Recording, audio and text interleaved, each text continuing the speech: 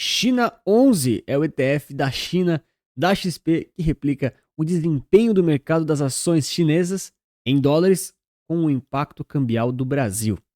Lembrando que esse vídeo não é uma recomendação de investimento, a gente vai olhar aqui brevemente o ETF original que o China 11 compra, entender um pouquinho do índice, também olhar um pouquinho, claro, para a solução aqui brasileira, como é que está funcionando as taxas, impostos, assim por diante. E claro, aqui a gente vai fazer uma comparação em relação aos mercados, alguns comentários bem importantes sobre esse ETF, que ele é um pouquinho mais complexo e polêmico do que um ETF que a gente geralmente apresenta aqui no canal, tá certo?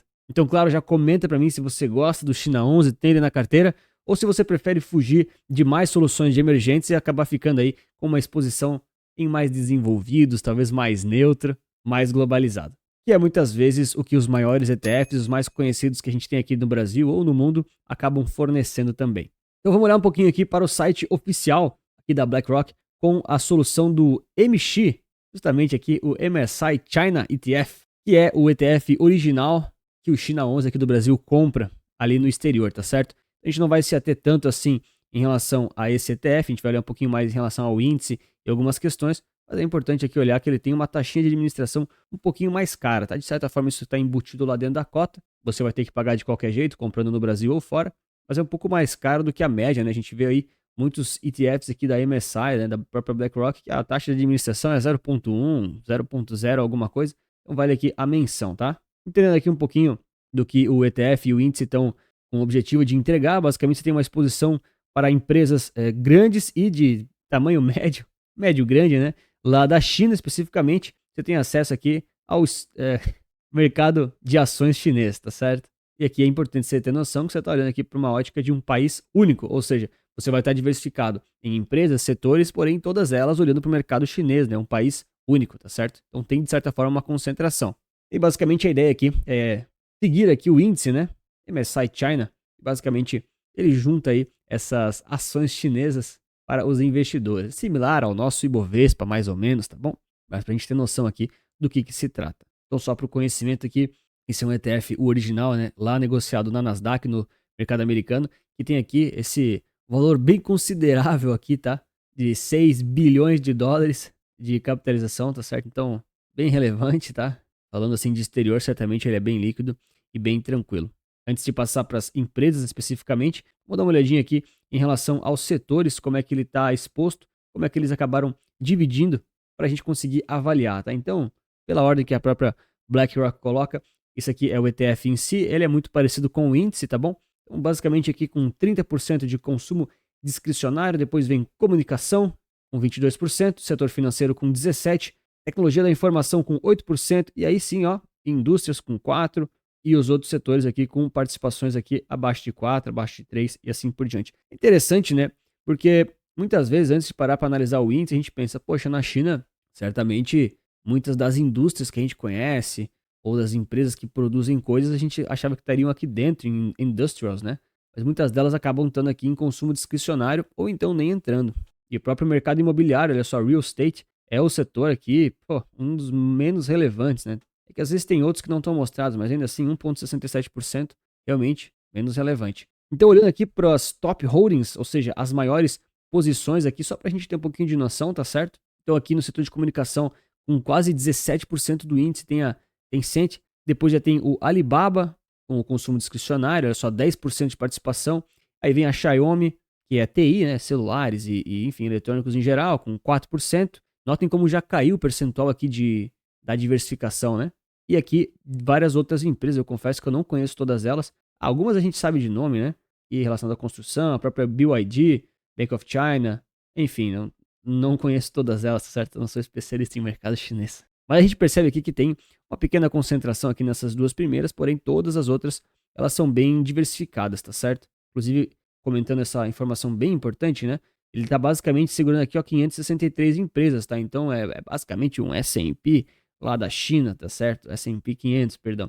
Não é a mesma coisa, tá? Mas é só para você comparar aqui com a quantidade de empresas que efetivamente você vai estar diversificado. E é um número bem interessante, sempre levando em conta que você vai estar diversificado em vários setores, como a gente já viu aqui, né? Vários setores da economia geral chinesa e dentro de cada setor várias empresas, para você não ficar exposto aí a riscos direcionais ou unitários No caso, você pode correr se estiver escolhendo apenas uma dessas empresas, que pode ser que tenha algum problema futuramente. Olha, se você gosta desse conteúdo de análise que eu faço aqui, considere deixar o like e se inscrever no canal, porque eu me esforço muito para fazer isso aqui direto ao ponto para você e não te custa nada e você me ajuda demais. Então, olhando aqui para o ETF da XP especificamente, que eles apresentam aqui, a gente tem basicamente várias informações que se repetem, tá? O índice é aquele ali. Tem aqui uma taxa de administração de 30% ao ano que você paga para a XP, ou seja, aquela do ETF original, a BlackRock ela vai acabar cobrando, tá? E depois tem aqui a da XP. E muita gente até fala, né? Taxa em cima de taxa, não vale a pena. Cara, você tem que pensar que aquela da BlackRock, independente se é a China 11, tá? Considerem assim, comprar um ETF no Brasil que compra um outro ETF, tá? Muita gente fala, pô, taxa em cima de taxa. Só que, por exemplo, para você enviar o seu dinheiro para fora do Brasil, transformar em dólares, por exemplo, né? Você tem, por exemplo, o câmbio dessa transferência ali, dessa conversão. Você tem, às vezes, IOF, aí você vai ter corretagem. Aí, muitas vezes, para trazer de volta, você vai ter imposto de renda aqui no Brasil, vai ter de novo um IOF, vai ter de novo um câmbio. Então, muitas vezes, quando você coloca tudo isso na salada ali, né? Na mistura, esse 0,30% não é tão caro, tá certo? Em alguns casos, sai até mais barato do que você efetivamente fazer um câmbio e assim por diante. É claro que existem casos e casos. A tendência é que no médio não sei, mas pelo menos longuíssimo prazo, se você faz isso de forma consistente, recorrente, você pode ter algum ganho marginal ali em investir diretamente no exterior, tá certo? Porém, não é alguma coisa que vai fazer uma grande diferença, tá? Não é como se, eu investi lá fora ao invés de comprar no Brasil, fiquei rico por causa disso. Não, cara, você vai ter um ganhozinho ali, marginal, um pouquinho mais, um pouquinho menos, tá? Mas efetivamente não é isso que vai tornar um investimento melhor ou pior do que comprar uma solução do Brasil, tá? É claro que você, tirando o dinheiro do Brasil, você está diversificando o risco nacional, da diversificação em termos de risco Brasil, ok, é um bom argumento também, tá? Mas efetivamente falando de dinheiro, não é isso que vai fazer esse investimento ser melhor ou pior comprando dentro ou comprando fora, tá? Vamos lá, 15% sobre o ganho de capital, imposto de renda padrão aqui dos ETFs, tem que gerar DARF, tá certo? Ele acompanha a variação do dólar, então você fica exposto aqui ao dólar. Isso aqui é bem importante, tá? Vou comentar até o final que esse ETF tem, não é uma pegadinha, tá? Mas ele tem umas situações que exigem uns cuidados a mais, tá bom? E aí você fica aqui basicamente exposto à China com o ticker China 11. Então aqui só para ter um pouquinho de noção, o ETF está com basicamente aqui quase 200 milhões de patrimônio líquido e a cota próximo dos R$ 8 nesse momento, tá? Então, naturalmente isso aqui oscila cada dia que passa, mas esse aqui é mais ou menos o preço da cota. Então, a XP tem esse padrão, né, de fazer cotas de ETFs em preços de base 10, geralmente, bem baratos, o que facilita aí a entrada das pessoas no mercado. Para mim, efetivamente, eu acabo não olhando muito para isso, mas eu sei que aqui no canal o pessoal às vezes pede, eu esqueço de comentar, então tá aqui, tá? Basicamente, R$ 8 a cota. Bom, aqui no Panorama Resulta Capital, que você pode acessar de forma gratuita, se quiser, tem um link ali na descrição do vídeo. Eu coloquei vários gráficos para a gente olhar juntos o desempenho do China 11, o que ele representa e basicamente aqui alguns resultados que já houveram no passado, tá bom? Então só para o nosso conhecimento aqui, né, colocando em termos aqui de benchmarks, tá? Deixar aqui só o longo prazo, apenas como uma comparação em dólares, não estou trazendo para reais, tá bom? Aqui em cima a gente tem o S&P, que é o VOO, e aqui embaixo o MX, que é o ETF original dos Estados Unidos. Então, só para você ter um pouquinho de noção em relação ao que é um ETF das ações da China versus um ETF das ações dos Estados Unidos, das americanas, tá bom? Isso aqui é apenas visualmente falando, pelo menos aqui dos últimos 10, 15 anos, tá? No caso aqui, só para sua referência, tá? Aqui é 2020, onde teve aquela grande crise daquele momento que eu não gosto de falar nos vídeos porque dizem que o algoritmo corta o alcance. Mas você sabe o que é, e eu não sei se essa história do algoritmo é verdade, mas eu tento me garantir aqui. Beleza? Então, o que a gente tem na prática, tá bom? Bom, o China 11, olha só, o que ele é? Ele é o MX multiplicado pelo dólar, tá certo? Então, o China 11, a gente tem aqui um histórico dele muito recente, então é pouco tempo. Eu sempre faço essas análises dessa forma, tá? E olha só, se você coloca um em cima do outro, o MX multiplicado pelo dólar em cima do China 11, você percebe que o desempenho deles é igual. Então, a gente consegue, através aqui do ETF do exterior multiplicado pelo dólar, fazer uma simulação que vai ser muito parecida com o ETF China 11. Não é exatamente igual, mas é muito parecido. Na boa, só essa visão aqui, que eu sempre faço, pegando o histórico passado dos ETFs, já vale seu like e sua inscrição, tá? Porque eu nunca vi ninguém fazendo isso no YouTube. E, cara, é muito fácil, muito prático, todo mundo pode fazer de forma gratuita e a galera simplesmente não faz. É incrível. Mas beleza. Então aqui a gente tem o desempenho do MX multiplicado pelo dólar. No caso, é como se fosse o China 11 desde 2012. De novo, ó, vou botar aqui, ó. Agora eu vou botar o IVVB11 aqui na tela, só para sua referência, né? O S&P em reais, tá? Olha só a diferença. Então, só para você ter noção em relação a isso, tá? Vou deixar aqui o IBOV também, para quem se interessa, né?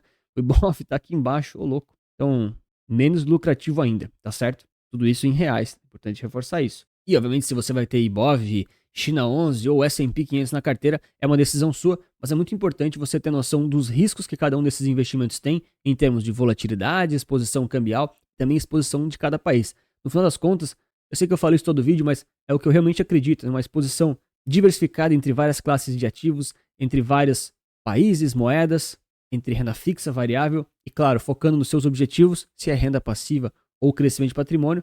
Essa formação da carteira é o que efetivamente vai ajudar o investidor a muito mais a ele ter sucesso e continuidade nos mercados. E se você não tem uma carteira montada dessa forma e quer conhecer um pouco mais das carteiras que eu ofereço aqui com a Resulta Capital, tem um link na descrição e no primeiro comentário fixado, em que tem carteiras tanto para crescimento quanto para renda passiva, muito focadas em ETFs, todos eles comprados aqui pelo Brasil.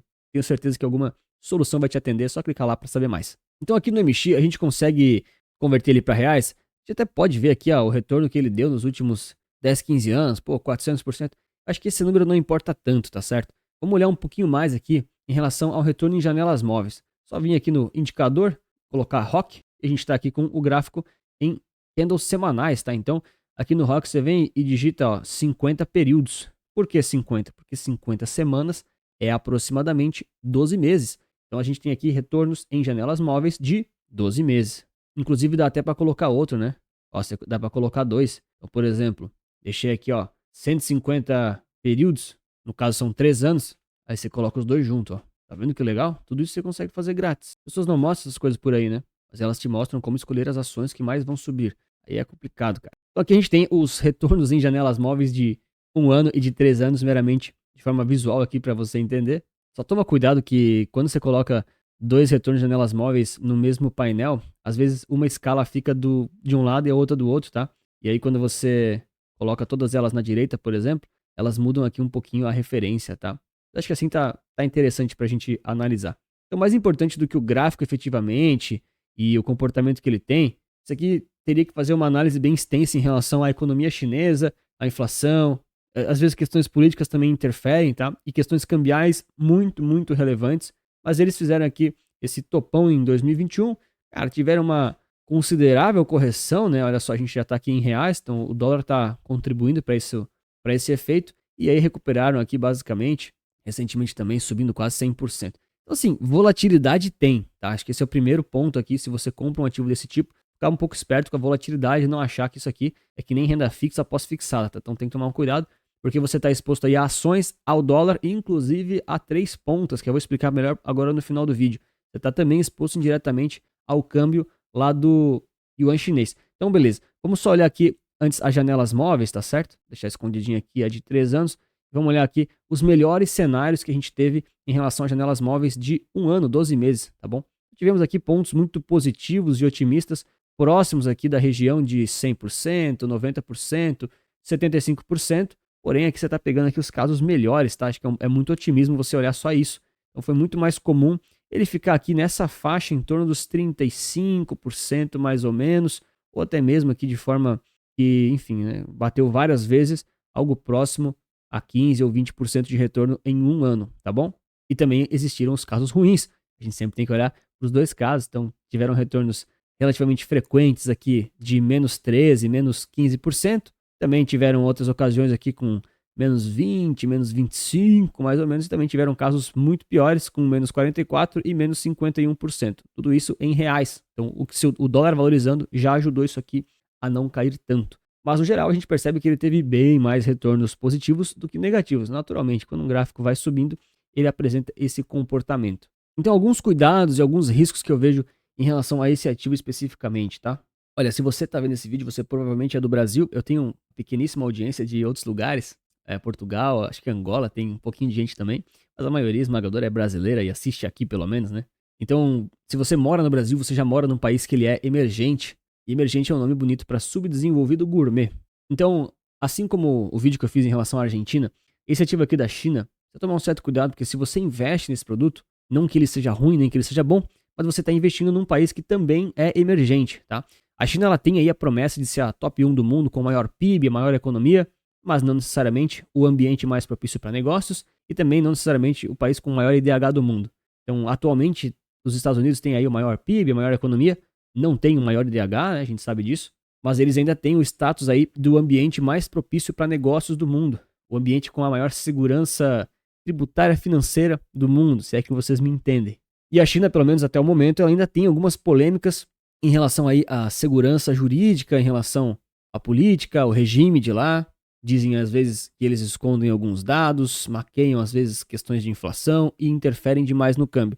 Não sou eu que estou falando se isso é verdade ou se é mentira, estou falando que existem boatos em relação a isso. Se é verdade ou não, aí você pode avaliar como investidor.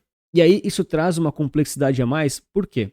Quando você compra o China 11, o que você está fazendo na prática? Você está basicamente exposto a 3 riscos simultâneos, olhando aqui numa ótica de câmbio e ações, tá? Não é diretamente exposto, tem questões indiretas e complexas, mas vocês vão entender a ideia.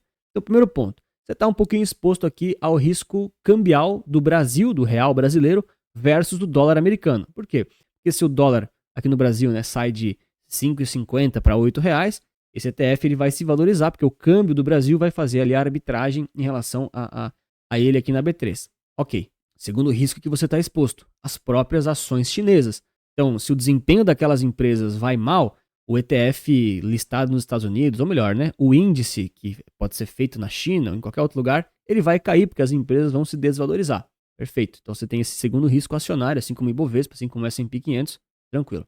Só que daí tem um terceiro risco aqui, que é uma complexidade extra. Então você está exposto também a um certo risco cambial, mesmo que indireto, em relação à taxa de câmbio do yuan chinês e também do dólar. Isso aqui, cara, é uma coisa que você tem que tomar cuidado. Mesma coisa para o peso argentino e para a Argentina, tá? Em relação ao BDR, por exemplo, que saiu esses tempos. Vou deixar recomendado esse vídeo no final aqui, caso você queira saber um pouco mais. É a mesma ideia de risco. Então você não está só apostando nas empresas chinesas ou no mercado acionário chinês. Você tá operando 3 pontas aqui, tá? Isso é bem complexo. Então se as ações da China vão bem ou vão mal, isso interfere. Se o real contra o dólar vai bem ou vai mal, isso interfere. E se o dólar vai bem ou vai mal contra o yuan, isso também interfere. Então, por exemplo, mesmo que as ações chinesas subam, mas o dólar cai em frente ao real, seu investimento aqui pode ficar prejudicado, ok? Agora, se o dólar se valoriza muito frente ao yuan, isso vai impactar aí negativamente não só o preço das empresas chinesas, mas também pode afetar o ETF, tá? Que nem a gente tem o EWZ. Quando o dólar vai né, de 5,50 para 6, para 7 reais, o EWZ fica ali, ó, parado, ele não sobe, ele chega a desvalorizar no caso, né? Então isso aqui é um risco bem complexo de operar essas 3 pontas, de ter essa exposição tripla, e você precisa de certa forma estar ciente e saber lidar. Novamente, não é que é bom nem que é ruim, mas é uma complexidade a mais. Outros pontos importantes aqui a comentar, além da questão política e dessas 3 pontas complexas, tá? A China, ela é o país aí desenvolvido, né? Ela faz parte dessa saladona que nós também estamos, tá certo? E aí tem aqui essa comparação que eu também acho importante trazer para vocês. E existe aquelas regras e leis da média, né? Então muitas vezes a China, por ser emergente, ela pode ter um desempenho melhor em termos de mercado acionário, economia, PIB, taxa de juros, independente, tá? Mas ela tende aí a se comportar e está correlacionada com mercados emergentes, tá bom? Então você tem aqui, apenas para ilustrar, a gente tem o MX em dólares, né, as ações chinesas, tem o EWZ, as ações brasileiras, e também tem o EEM, que é o ETF dos emergentes, tudo em dólar, só para a gente ver aqui, mas o meu ponto é em relação à correlação, tá? Notem como quando a China faz topo aqui, muitas vezes os mercados emergentes globais, eles fazem topo junto, ou então quando todo mundo faz fundo, ela faz fundo junto. Quando existem topos, olha só, muitas vezes o pessoal faz topo junto, mesma coisa aqui e assim por diante. Hoje, o EEM, aqui que é o ETF dos emergentes, só para ilustrar, tá? Não vou nem me aprofundar, ele está aqui com 30% basicamente, olha só, com as ações aqui da China, tá bom? Então, é a maior posição do ETF aqui, mas é 30%, não é 80%, tá? Então, ela está muito relacionada aqui a esse comportamento dos emergentes. Então, muitas vezes você poderia repensar, já que você quer fazer uma diversificação muito diferenciada e acabar comprando uma cesta maior, se esse for o seu objetivo. Mas se você realmente quer concentrar num único país, num único mercado, naquelas empresas, naquelas ações com aquela moeda específica, aí, claro, pode ser que seja uma boa ideia ali para o seu portfólio, tá? Mas, novamente, são várias complexidades e não é só comprar e simplesmente achar que vai subir tudo. E, claro, por outro ponto, tem ainda a promessa de a China se tornar a maior economia do mundo, né? Existe essa teoria, é inegável que eles têm uma produtividade muito, muito maior do que a do Brasil. A gente vê pelo próprio desempenho aqui, tá? se a gente só considerar esses três ativos aqui em dólar, que seja, a gente percebe aqui que o EWZ, que é o Brasil, ficou muito abaixo da média dos emergentes, e a China aqui ó, ficou um pouquinho acima, um pouquinho mais de volatilidade que os emergentes. Naturalmente, ela está concentrada e os emergentes é a média, então é menos volatilidade, mas ela não apresenta nesse momento um descolamento dos emergentes, tá? Esse é o meu ponto. No final das contas, ela tende ali a ter uma correlação alta. Porém, se der muito bom ela se tornar a top 1, ela pode ter grandes resultados, talvez até melhor do que o S&P 500, né? A gente nunca sabe do futuro. Então eu também tenho que falar aqui os lados bons e os pontos, enfim, que possivelmente podem contribuir para grandes altas, tá certo? No geral, eu vejo esse ativo aqui como uma posição satélite, se for entrar no seu portfólio, visto aí a complexidade das três pontas, toda a questão de ser um país só concentração e também de ser um país emergente, tá certo? Isso naturalmente traz um risco um pouco maior por diversas questões. Mas eu quero muito saber a sua opinião. Você teria a China 11? Você tem China 11? Vai comprar? Não vai? Conta pra mim o que você achou aqui nos comentários. Eu vou responder todos eles. E claro, se você quiser saber um pouco mais sobre o vídeo da Argentina, que é uma análise de um país totalmente diferente, mas também com mais complexidades, tem um novo BDR deles, que é tudo explicado nesse vídeo aqui. Um grande abraço, muito obrigado pela sua inscrição e seu like. E lembre-se que investir certo resulta capital.